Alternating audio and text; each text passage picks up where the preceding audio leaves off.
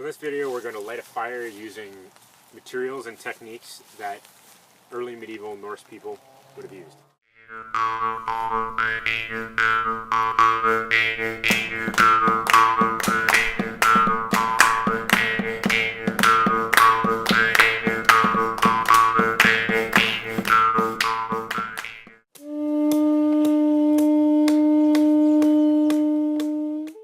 We're going to use birch bark as the basic fire starter, and in the northern hemisphere birch trees were very, very useful. For the tinder we're going to use a type of fungus called Chaga. It's also known as tinder fungus because you can catch a spark really easily with this and carry fire over quite a long distance because of how long it takes to char. This is a fungus that looks like a black, almost burnt marshmallow thing that grows around holes in birch trees. Just make sure when you find this that you are allowed to harvest it from the trees, and just break it off. Don't cut down the tree just for this. Some places things like this are protected. Some landowners want their chaga to grow large before it's harvested just because it's good for teas and all kinds of stuff like that. So keep that in mind. The other thing we're going to use is flint and steel. Flint is just a very hard stone. Chert will also work. It's almost like a glass. The other one are the flint or the steel. These strikers, also known as the strike-a-light, have been used since the Iron Age to light fires, and they've been used up until early modern, used by reenactors still. This design is one of many that they used in the Viking Age. This is just the most simple kind of one. It's known as a boat shape or a hog's back.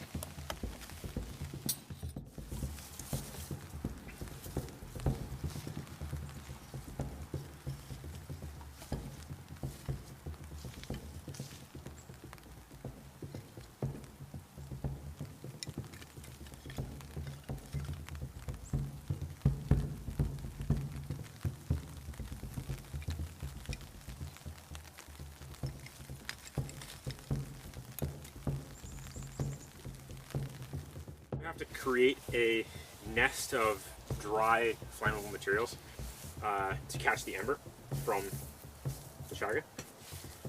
So in this case we're just going to use birch bark because birch bark is very, very flammable, and you can get very thin little pieces from it, and you can peel it off bigger chunks of bark just like that, and you tear it up into small enough pieces and thin enough pieces that the ember will light it on fire.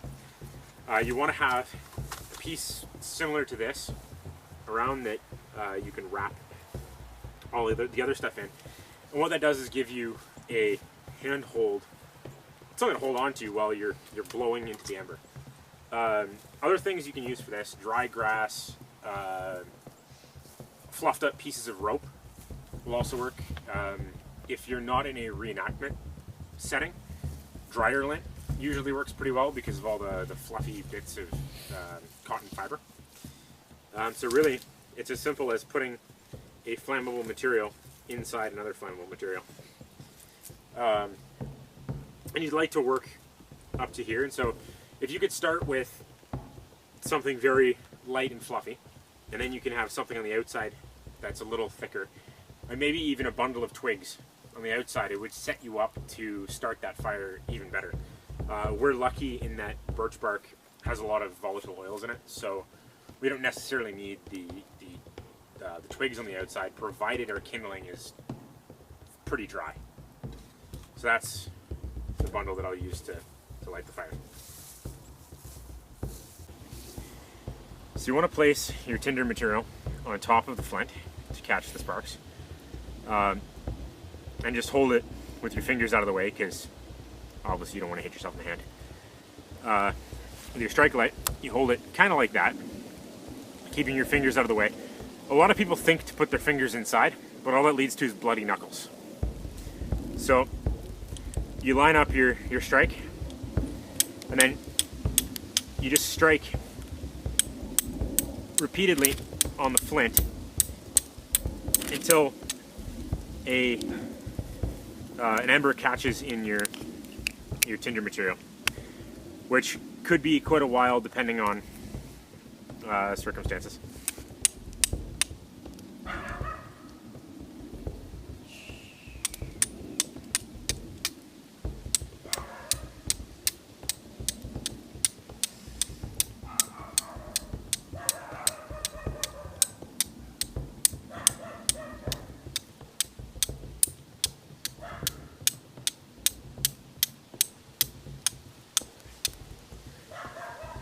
Don't get disheartened if it doesn't happen right away.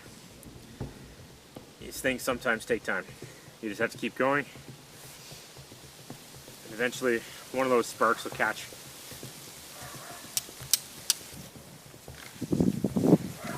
So I've caught a little ember here, and I want to turn it into a bigger one, so I just blow on it. The glory of this tinder fungus is because it's so large, you could let this smolder for hours, unlike char cloth, which will just burn up in a short time.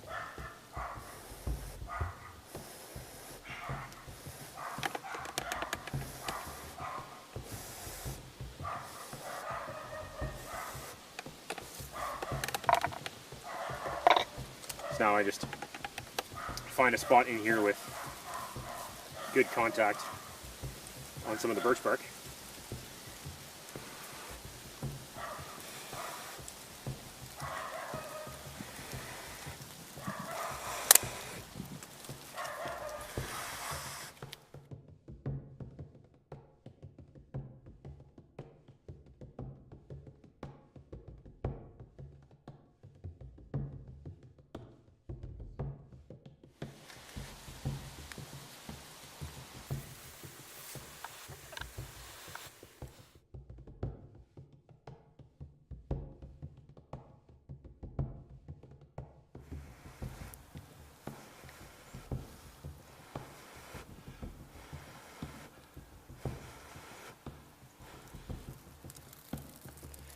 So that's basically how you light a fire.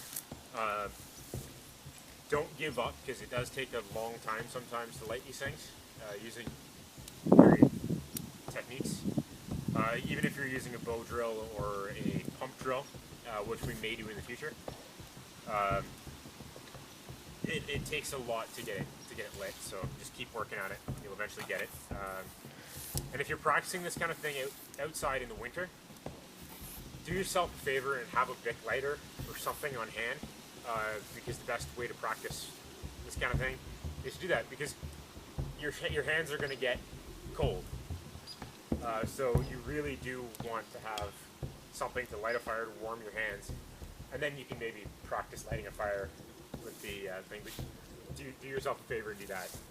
Another tip: split wood is always going to burn better than round wood. Even in the rain, the inside of dried logs are going to be dry. The outside's going to be wet. So if you take it and you throw it into a fire when it's round, the outside will be wet and it won't burn. But if you split it, you'll expose the dry wood on the inside that also has more surface area now, so it'll burn a lot better. If you like this type of video and you'd like to see more, please subscribe to our channel. If you really like this video, please hit the like button. It helps us know what kinds of videos you guys want us to make.